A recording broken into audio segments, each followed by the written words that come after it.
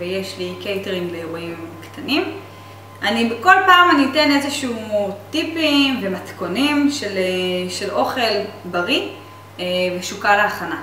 זה הכי חשוב, שפשוט יהיה קל להכנה. אז מה שאנחנו נעשה היום, אני בחרתי להכין חסה מסוג חסה משי, שזה כמו סנדוויץ' בלי לחם, לאנשים שרגישים לגלוטן, או אנשים שנכנסו לתוך המהפכה החדשה של בלי גלוטן ובלי סוכר. זה אחלה סנדוויץ' לקחת לעבודה. מה שאנחנו צריכים זה בעצם הלחם שלנו, שזה החסה של המשי, ויש לי גבינה צפתית של עיזים. אני מאוד מקפידה על, אם כבר גבינות, אז שיהיו של עיזים, אני פחות לא נוגעת בחלב בקר.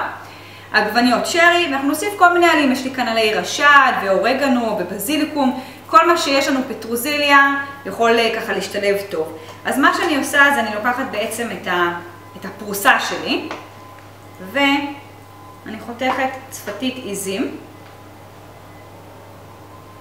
לוקחת עגבניית שרי.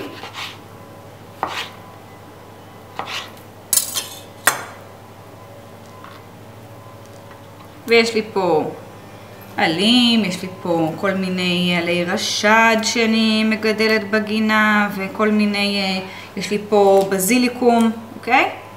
פלפל שחור, מלח ים, אוקיי? זיתים.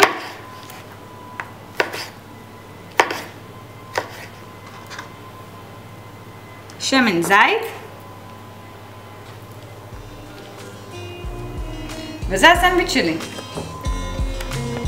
צום, מהקטע של הג'יבלה, השווארמה, האנטריקוט והאמבה.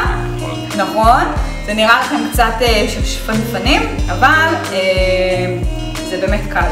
זה קל, אפשר לשים כל מה שרוצים, בא לכם צפתית, בא לכם מוצרלה, בא לכם לשים גבינת טריקוטה, אפשר כל דבר לשים את זה, וזה כיף.